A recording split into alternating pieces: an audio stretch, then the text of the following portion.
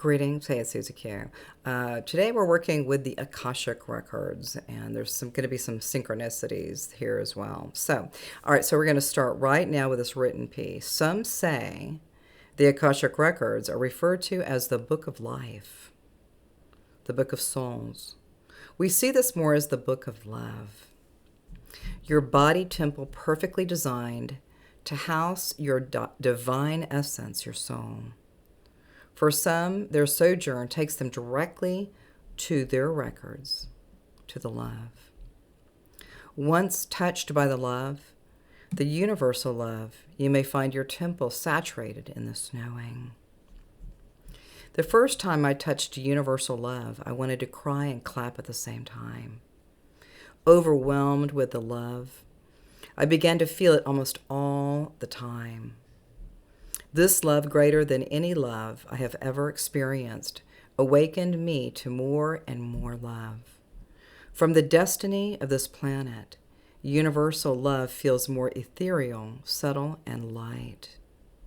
Soft and gentle, warm to the touch, and understood void of sentimental meanderings of such. This love became my indwelling. Whether in a dream or in awakened state, universal love is present here now. In this moment now, we initiate an activation, an infusion to the love, universal love, infused now, raw energy. All right. So that kind of speaks to the beautiful energy that we work with the Akashic records. And it's so funny, like yesterday we were going to Prescott, and it was 4th of July. We went there, and then we were just kind of hanging out and doing reflexology, and then eating, and then having coffee, and all these different things. And then there was this bookstore. And every time I go there, I go to the same bookstore. So I'm kind of meandering through the bookstore. It's kind of a metaphysical bookstore. I always go to the children's books. I always loved children's books. I was fantastically getting really excited about looking at some of the children's books. So anyway, so then I went to a different area, and then my partner said, "Well, why don't we just look at some of these lucid dreams? You know, I'm a lucid dreamer, you know, and maybe he wants to learn how to become a lucid dreamer. I don't know." But then all of a sudden I was looking down at that shelf, and then I went right straight up to some of these Edgar Cayce books with the ARE. I have 8 books now. I bought 8 books. They're all kind of used books, but I'm really excited just to kind of talk about what it means to me with the Edgar Cayce material, because you know, back in 2015, I had spontaneous past life scenes, death scenes, and all kinds of crazy things that I really couldn't understand what it was about, you know. But now I'm really leaning into getting more understanding about the process through Edgar Cayce. And that's part with the ARE. And so all of this stuff I was so excited. I wanted to laugh and cry and clap or something, you know, when I saw those books. And I just said, I'm going to take all of those, you know. And so that was a really great gift and extraordinary experience. So I work with the Akashic records. I do all kinds of QHHT, all kinds of other modalities to help people feel lighter in their body, working a lot with the subconscious mind and clearing some things out, and maybe infusing some of these stuff, you know, depending on what they want. So all of these things are really fantastic. Then after we went to the bookstore, then we went to a family's house, and then we had a meal. And this young man was telling me about his mom's house in Kansas, and I was like, wow, that sounds kind of cool. And so he said it's a 10,000 square foot house, you know, and then acreage and all that.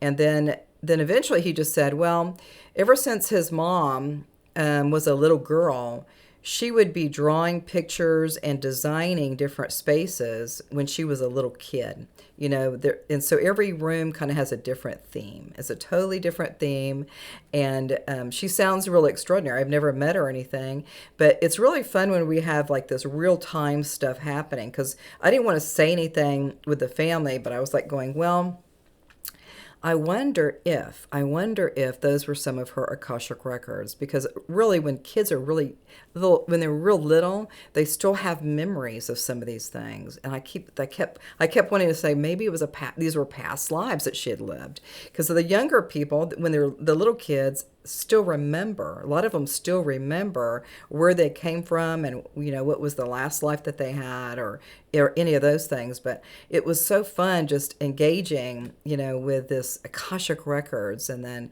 of course going to the bookstore, and then all those Edgar Cayce books. I just took them all, and so it's really fun. And then even going to that person's house just to have a meal, I was just like thinking in my mind, those must be past lives.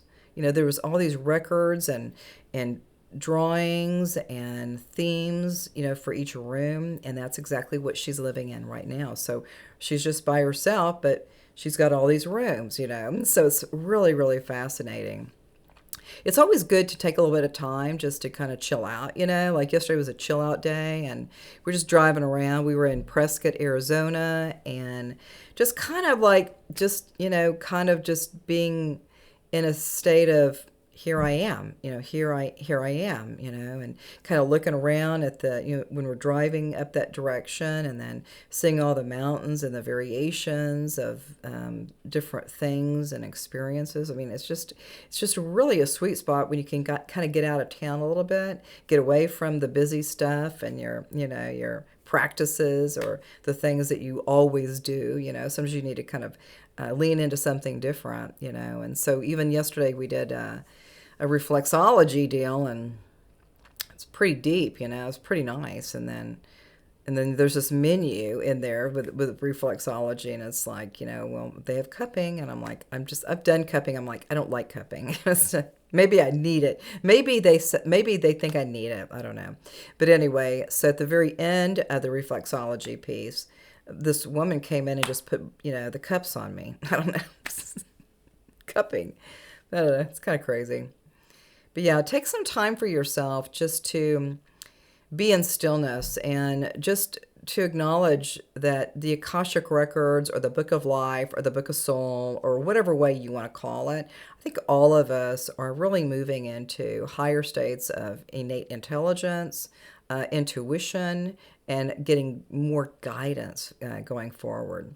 And so there was a period of time here recently that I was having like really kind of negative lucid dreaming, or maybe it was just a dream, but it was kind of negative. But when we're looking at some of these things through this lucidity, is that whatever is coming through for Susie, right, in a dream state or a lucid state or in an Akashic record state, is that it's something else is conspiring to show me and teach me. And a lot of them, we could say they're lessons, right? I always call it like theater. There's a cast of characters, and some of them are real stinkers, or maybe I'm a stinker, or maybe I'm a damsel in distress. So stupid.